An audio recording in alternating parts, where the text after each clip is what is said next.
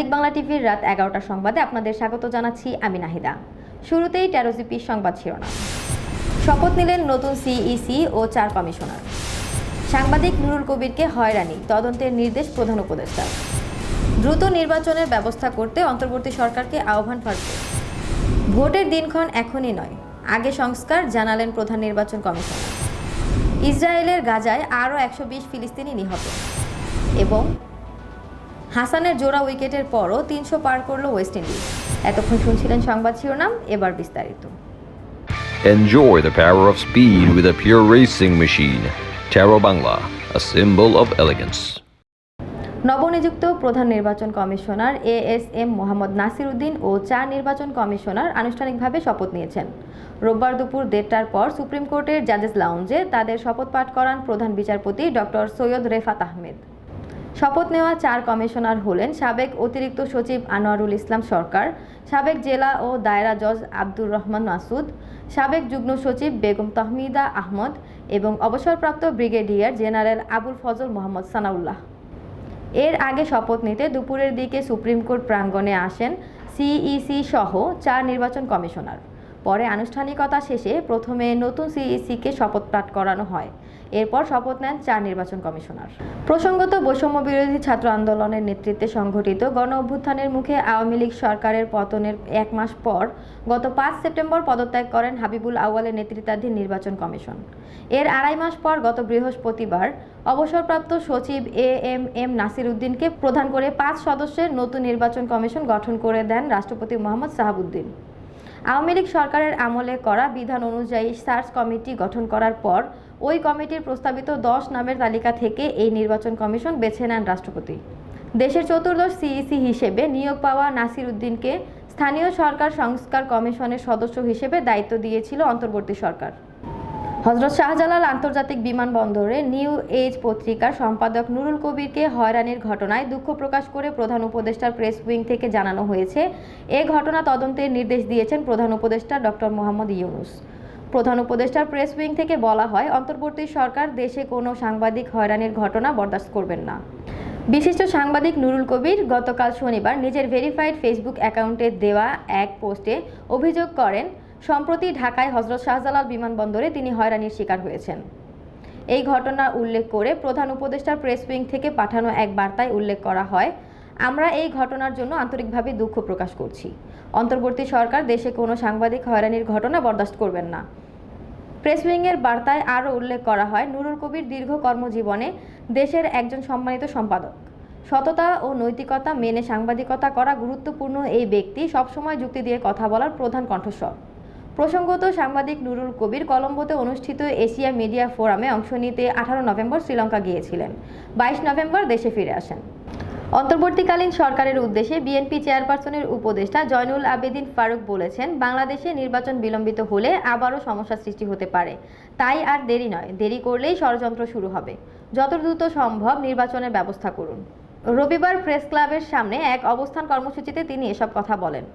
ফারুক বলেন, সরকারের কাছে সবাই দাবি করে, তবে এমন কোনো দাবি করা উচিত নয় যাতে জনগণের মনে অশান্তির সৃষ্টি হয়। জনগণের জন্য যেসব দাবি, সেসব দাবিগুলো নিয়ে কথা বলার অধিকার 5 আগস্টের পরে এ সরকার দিয়েছে। 2000-এর ওপরে ছাত্র জনতা রক্ত দিয়ে আমাদের কথা বলার অধিকার দিয়েছে। তাই এই সরকারের বিরুদ্ধে এখন কথা বলার সময় নয়। তিনি বলেন, 3 মাস অতিবাহিত হলে এখনও কেন আমাদের নেতা তারেক রহমানের নামে মিথ্যা মামলা প্রত্যাহার করা হলো না? জনগণের সামনে এ প্রশ্ন জেগে উঠেছে। তাই সরকারের কাছে প্রত্যাশা, তারেক রহমান সহ যাদের নামে মিথ্যা মামলা হয়েছে সব মামলা প্রত্যাহার করা হোক। অন্তর্বর্তীকালীন সরকারের উদ্দেশ্যে বিরোধী দলের সাবেক এই চিফ হুইপ আরও বলেন, আমরা তো আপনাদের বিরোধী না, আমরা আপনাদের সহযোগিতা করতে চাই। সরকারের কাছে আমাদের দাবিও রয়েছে। ফ্যাসিস্ট আওয়ামী লীগ সরকার আমাদের ওপর যে জুলুম নির্যাতন করেছে, হাঁটুপানিতে দাঁড়িয়ে রাত কাটিয়েছি, কবরস্থানে ঘুমিয়েছি, সেখানেও পুলিশ আমাদেরকে গ্রেফতার করেছে, জুলুম নির্যাতন করেছে। তাই এই সরকারের দোসররা যারা এখনও বাংলাদেশে আছে তাদের বিরুদ্ধে ব্যবস্থা নেওয়া হোক। এই সরকারের উদ্দেশ্যে তিনি আরও বলেন, নির্বাচনের একটি রোড ম্যাপ ঘোষণা করতে হবে, যে নির্বাচনের মাধ্যমে দেশের জনগণ তাদের প্রত্যাশা পূরণ করতে পারবেন, তারা তাদের ভোট দিতে পারবে, তাদের পছন্দমতো প্রার্থীকে বিজয়ী করতে পারবে। তাই আর দেরি নয়, দেরি করলেই ষড়যন্ত্র শুরু হবে। যত দ্রুত সম্ভব নির্বাচনের ব্যবস্থা করুন। ভোটের দিনক্ষণ এখনই নয়, আগে সংস্কার বলে জানিয়েছেন নবনিযুক্ত প্রধান নির্বাচন কমিশনার এএমএম মোহাম্মদ নাসির উদ্দিন। রবিবার দুপুরে শপথ নেওয়ার পর এক তাৎক্ষণিক প্রতিক্রিয়ায় তিনি একথা বলেন। এর আগে নবনিযুক্ত সিইসি এবং 4 নির্বাচন কমিশনার আনুষ্ঠানিকভাবে শপথ নেন।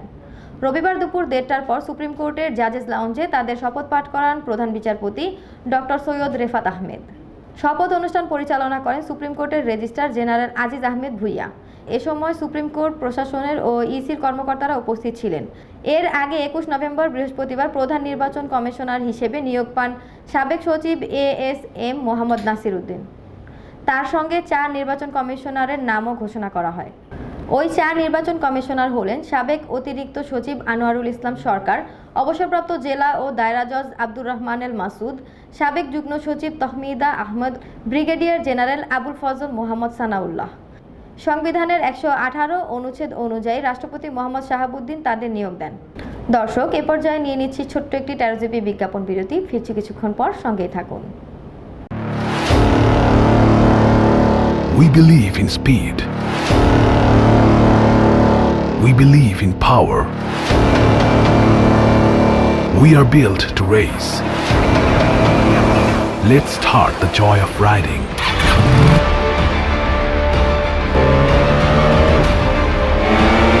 Modified 150cc liquid cool engine. Combined braking system with 3-disc brake. Free flow sports exhaust. Aggressive compacted race design. It's not just another sports bike. It's Taro GP1, pure racing machine. A beginning of a new journey. Product of Taro Bangla, a symbol of elegance. ফিরে এলাম বিজ্ঞাপন বিরতির পর। Enjoy the power of speed with a pure racing machine. Taro Bangla, a symbol of elegance. এবার আন্তর্জাতিক সংবাদ।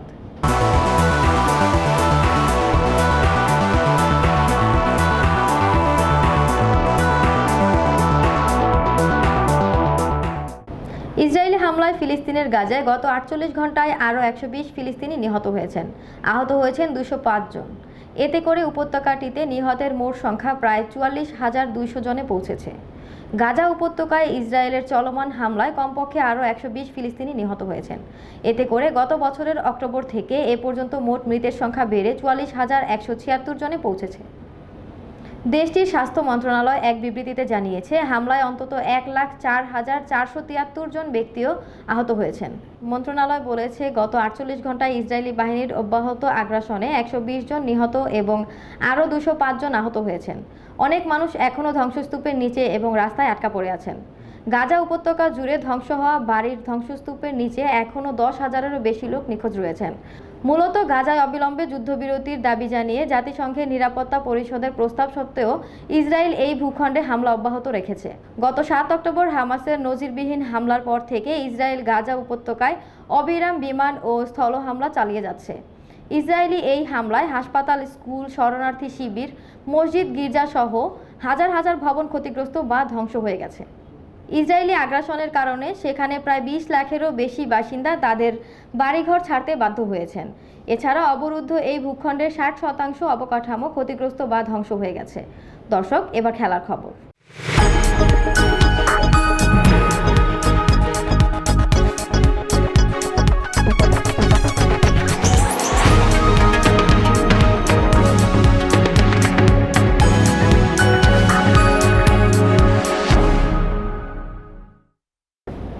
দুই match সিরিজের প্রথম টেস্টের দ্বিতীয় দিনের শুরুতে বাংলাদেশ পেসার হাসান মাহমুদের জোড়া উইকেট শিকারের পরও জাস্টিন গ্রেভসের হাফ সেঞ্চুরিতে 300 রান ছাড়িয়ে গিয়েছে ওয়েস্ট ইন্ডিজ। নিজেদের প্রথম ইনিংসে 110 ওভারে 7 উইকেট 336 রান তুলে দ্বিতীয় দিনে মধ্যাহ্নবিরতিতে গিয়েছে ক্যারিবীয়রা। অ্যান্টিগার স্যার ভিভিয়ান রিচার্ডস স্টেডিয়ামে টস হেরে প্রথমে ব্যাট করতে নেমে প্রথম দিন শেষে 84 ওভারে 5 উইকেটে 250 রান করেছিল ওয়েস্ট ইন্ডিজ। জাস্টিন গ্রেভস 11 ও জোশুয়া ডা সিলভা 14 রানে অপরাজিত ছিলেন। দ্বিতীয় দিনের পঞ্চম বলেই বাংলাদেশকে উইকেট এনে দেন পেসার হাসান মাহমুদ। টেস্ট অভিষেকের বছরেই বাংলাদেশের পেসারদের মধ্যে এক পঞ্জিকা বর্ষে সর্বোচ্চ উইকেটের রেকর্ড গড়লেন হাসান। এতে ভেঙে গেছে পেসার শাহাদাত হোসেনের রেকর্ড। 2008 সালে 14 ইনিংসে 23 উইকেট নিয়েছিলেন শাহাদাত। আর এবছরের মে মাসে শ্রীলঙ্কার বিপক্ষে অভিষেকের পর 13 ইনিংসে 24 উইকেট নিয়েছেন হাসান। 2008 সালে 14 ইনিংসে 23 উইকেট নিয়েছিলেন শাহাদাত। আর এবছরের মে মাসে শ্রীলঙ্কার বিপক্ষে অভিষেকের পর 13 ইনিংসে 24 উইকেট নিয়েছেন হাসান। 261 রানে সপ্তম উইকেট পতনের পর বাংলাদেশের বোলারদের সামনে প্রতিরোধ গড়ে তোলেন গ্রেভস ও কেমার রোচ। 142 বলে 75 রানের অবিচ্ছিন্ন জুটি গড়ে মধ্যাহ্নবিরতিতে যান তারা। বাংলাদেশের তাসকিন 60 রানে ও হাসান 75 রানে 2টি করে এবং তাইজুল ও মিরাজ 1টি করে উইকেট নেন। শেষ করার আগে শিরোনামগুলো আরও একবার। শপথ নিলেন নতুন সিইসি ও 4 কমিশনার। সাংবাদিক নুরুল কবিরকে হয়রানি, তদন্তের নির্দেশ প্রধান উপদেষ্টার। দ্রুত নির্বাচনের ব্যবস্থা করতে অন্তর্বর্তী সরকারকে আহ্বান ফারুকের। ভোটের দিনক্ষণ এখনই নয়, আগে সংস্কার, জানালেন প্রধান নির্বাচন কমিশনার। ইসরায়েলের গাজায় আরও 120 ফিলিস্তিনি নিহত। এবং হাসানের জোড়া উইকেটের পরও 300 পার করল ওয়েস্ট ইন্ডিজ। এই ছিল আজকের সংবাদ। পরবর্তী সংবাদ দেখার আমন্ত্রণ জানিয়ে শেষ করছি এখনকার সংবাদ। ভালো থাকুন, সুস্থ থাকুন, ম্যাজিক বাংলা টিভির সাথেই থাকুন। ধন্যবাদ।